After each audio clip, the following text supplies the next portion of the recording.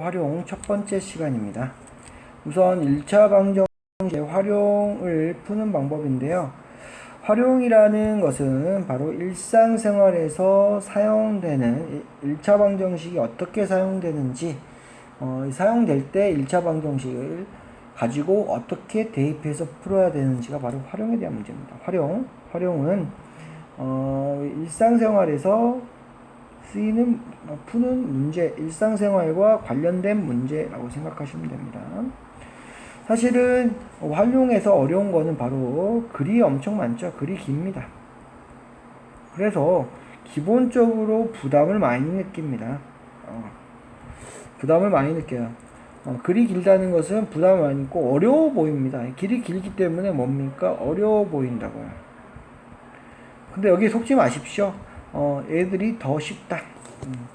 일상생활과 관련된 이 활용은 식 자체만 잘 세우면 쉽다. 식이 전부고 식을 세우면 엄청 쉬워진다. 그래서 식 세우는 방법이 1, 2, 3, 4에 나와 있습니다. 첫 번째요.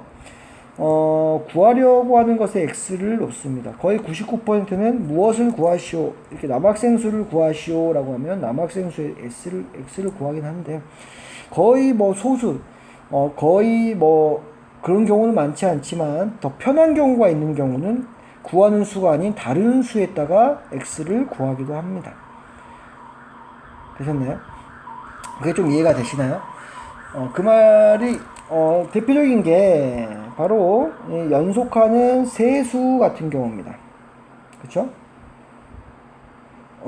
연속하는 세수 같은 경우는 연속하는 세 개의 수일 때는요, 이렇게 가운데 수를 x로 놔요. 이거 편한 경우야. 사실 그 중에서 연속하는 문제를 한번 내볼게요. 세 수가 있다. 합이 6이다. 이렇게 나왔어. 그러면 가장 큰 수를 구하시오. 이렇게 문제를 물어보면 가장 큰 수를 우리는 x로 잡아야 되는데 그렇게 잡지 않습니다. 세수는요, 가운데 수를 x고요. 연속한다니까 가운데 수보다는 한 수가 작겠죠. 그 다음에 마지막 수는 한 수가 크겠죠. 그쵸? 이래서 다 더하면 얼마가 됩니까? 마이너스 1 플러스 1 없어지면서 x가 3번 더해집니다. 그렇죠? 이렇게 쉽게 구하기 위해서 바로 가운데 수를 x로 잡는 이런 경우도 있어요. 얘가 얼마다? 6이다. x는 얼마다? 2다. 그렇죠?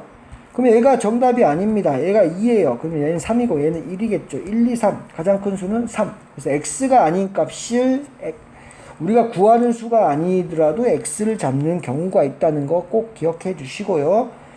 대부분은 우리가 구하는 걸 x를 잡으면 됩니다. 특수한 경우가 아니지 않는 이상은요. 그쵸? 남학생 수를 구하라고 했으니까 x 잡고요. 여학생 수는 남학생보다 많대, 12명. 그러면 x라는 숫자에다가 12를 더하면 되겠죠. 많으면. 많다 했으니까. 적다 그러면 빼기. 많다 그러면 숫자가 더 커지기 때문에 더하기 어렵지 않죠. 그쵸? 남학생 수가 10명인데 12명 더 많다? 그럼 22명 될 거 아니에요. 그쵸? 12명이 더 많아진다는 겁니다. 많아진다는 것은 플러스로 써가지고 식세웁니다. 그랬더니 전체가, 남자하고 학생 수는 남자 학생과 여자 학생을 이렇게 더하는 거기 때문에 남자 x고 여자가 x 플러스 10입니다. 그걸 더하기로 쓰는데 여자는 이 자체가 하나다라고 해서 괄호를 쳐놓은 거죠. 여자 플러스이기 때문에 괄호가 무의미합니다. 그냥 더해주시면 됩니다. 그래서 2x 플러스 12는 642. 이렇게 얼마나 쉽습니까? 이거 쉽죠? 이거 푸는 거 뭡니까? 기본이에요, 기본.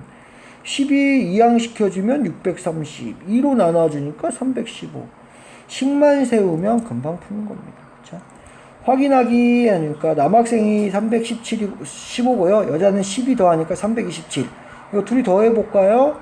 642명. 딱 맞구나. 그래서 이렇게 한번 뭐한다. 마지막 과정은 이제 방정식을 식의 값을 구하고요. 그 다음에 지금 한 게 뭡니까? 방정식을 세운 다음에 이제 우리가 방정식 2항을 통해서 방정식을 풀고요.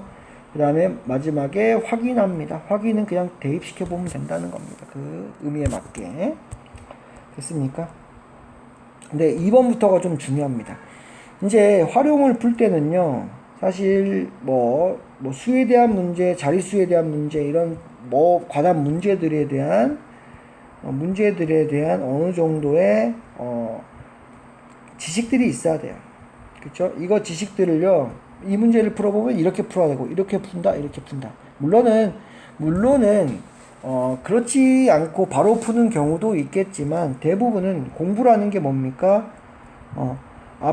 공부라는 게 그 지식을, 우리가 먼저 머릿속에다 둔다는 의미잖아요. 그죠? 먼저 공부를 해놓고, 그래서 어느 정도의 암기가 있으면 더 큰 고득점을 받게 된다는 거. 암기가 있으면 고득점이 된다는 거. 그렇죠? 아무것도 모르는 생판 모르고 와서 식 세우는 것보다는 먼저 알고 나서 이렇게 푸는 거구나. 그 과정을 알고 식을 세우는 게 더 쉽고 시간도 더 짧아지고 뭡니까? 득점도 더 높아지겠죠. 그렇죠? 이렇게 하는 이유는 뭐다? 먼저 공부하는 거. 선행학습이라고 하죠. 하는 이유는 뭐다? 바로 시간 부족이 있습니다. 만약에 시험 시간이 10문제 24시간 있다고 쳐보십시오. 그러면 하나 풀고 자고 하루 풀고 자고 상관없습니다. 근데 뭡니까? 시간이 꼭 부족해요. 그렇기 때문에 푸는 방법을 알고 들어가면은 시간 부족을 해소할 수 있다. 이렇게 되겠죠. 아까 말한 것처럼 있습니다. 수에 대한 문제인데요. 어떤 수를 거의 대부분 x로 놓지만 연속하는 수 같은 경우는요. 어떻게 한다? 가운데 수를 x로 잡기도 한다. 세수는요, 가운데 수를 x로 잡습니다. 4수, 5수는 문제 안 나오기 때문에 2수 혹은 3수만 공부하도록 할게요. 4수는 안 나옵니다. 2수 같은 경우는 연속한다. 연속한다는 건 뭡니까? 1, 2, 3, 4 같이 연속하는 것은 이렇게 연속하죠. 이게 연속. 뭡니까? 앞과 뒷수라는 거야. 연속이라는 것은 앞과 뒤의 수라는 거죠. 앞수, 뒤의 수. 이렇게 연속. 앞의 수, 뒤의 수. 얼마입니까? 얼마 정도 차이가 나요? 더하기 1이에요. 그쵸? 뒤의 수는 더하기 1. 앞의 수는 빼기 1. 둘 다 잡을 수 있습니다. 만약에 두 수일 때, 큰 수를 구하시오 하면 이렇게 잡습니다. 작은 수를 구하시오 라면 얘를 잡죠. 그쵸? 작은 수가 x. 여기는 큰 수가 x. 그쵸? 근데 연속하는 세정수도 다 똑같이 일씩 차이가 나는데 뭘 잡는 게 편하다? 바로 가운데를 x로 잡는 게 편합니다. 그 이유는 바로 이겁니다. 바로 합이 많이 나오는데요. x 플러스 마이너스 1, x 플러스 1을 이거를 합하면 뭐가 됩니까? 플러스 1, 마이너스 1이 사라져서 아까 3x가 이렇게 깔끔하게 나와버려요. 그래서 가운데 수를 x로 잡는 게 편합니다. 물론 난 작은 수를 x로 잡을 거야 해서 한 숫자씩 크게 x 플러스 1, x 플러스 2 이해되십니까? 1, 2, 3 이렇게 생각하시면 되겠어요. 얘는 2, 1, 3 이렇게 잡는 거지. 그 다음에 큰 수를 잡을 때는 또 어떻게 잡으면 됩니까? 이렇게만 잡은 게 아니라 어떻게도 잡을 수 있어요? 바로 이렇게도 잡을 수 있습니다. 어떻게 해요? 큰 수를 x로 잡으면 얘는 중간수는 1 뺀 거겠죠? 그 다음 앞으로 한 칸 더 가니까 x 빼기 2 이렇게도 잡아도 되겠죠. 그쵸? 근데 가장 효율적인 건 뭐다? 바로 이렇게 잡는 게 가장 효율적입니다. 됐습니까? 얘가 가장 효율적이다. 왜냐면 대부분 뭐가 나오기 때문에 합이 나오기 때문에 더하기 빼기 안 하고 그냥 쉽게 구할 수 있다고요. 그죠? 홀수 짝수는요, 보겠습니다. 이제 본인이 이렇게 한 번씩 써보면서 이해하시면 돼요. 홀수는 뭐죠? 짝수는 2, 4, 6, 8. 얼마입니까? 2차이 나죠, 2차이. 2차이씩 나죠. 그래서 뭐합니까? 더하기 2 혹은 빼기 2. 작은 짝수나 홀수를 구하여라. 짝수 구하여라. 그러면 작은 거 x로 잡고 이 식을 쓰면 됩니다. 큰 수를 구하여라. 큰 짝수 홀수를 구하여라 하면 어떻게 하면 된다고요? 얘를 구하면 됩니다. 그죠? 이 식. 됐죠? 연속하는 세 홀수일 때는요, 가운데 잡고 2씩 차이가 난다는 거. 2, 4, 6 이렇게 2씩 차이가 난다는 거 이해되시죠? 한 번씩만 써보면 이거는 이해가 쉽게 될 것입니다. 그리고 물론 작은 수를 x로 잡고 2씩 얘는 4가 된다는 거죠. 2, 그 다음에 또 2 이렇게 되니까 4가 되겠죠. 혹은 이렇게도 잡을 수 있다. 큰 수를 x로 잡고 빼기 2, 2를 더 빼니까 이렇게 해서 2씩 차이가 이렇게 나죠. 그쵸? 나게 만들면 되겠습니다. 자릿수에 대한 문제가 나옵니다. 얘 같은 경우는 좀 난해해요. 우선 보겠습니다.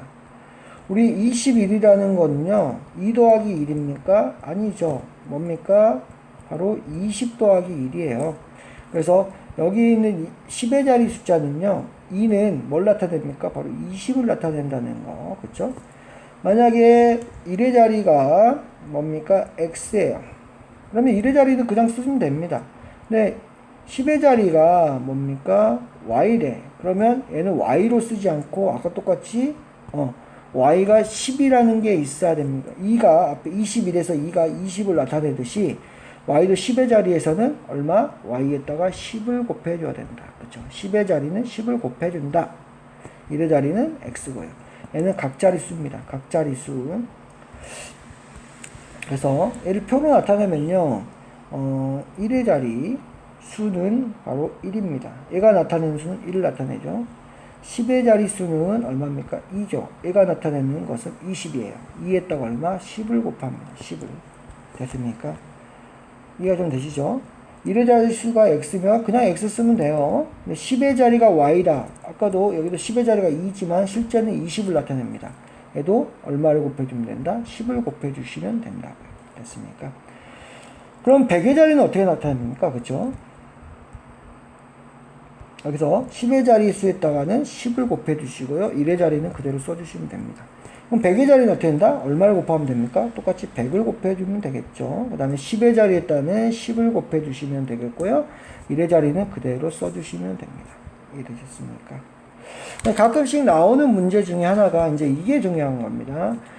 1의 자리 숫자가 x 자리 수가 얼마? x. 그 다음에 10의 자리 수가 y라고 놓으면요, 이거 원래 수는 얼마입니까? 바로 1의 자리 수는 그대로 더해 주시고요, 10의 자리 숫자만 10을 곱해서 써주시면 되겠죠. 근데 이제 문제는 뭐야? 1의 자리 수와 10의 자리 수를 바꾼 수, 이게 나옵니다. 바꾼 수. 그러면 이건 무슨 말입니까? 바로 이때는 어떻게 한다? 1의 자리 수가 얼마? 이제 바꿔줬으니까 y가 되고요. 10의 자리 수가 얼마가 됩니까? 바로 x가 되겠죠. 그쵸?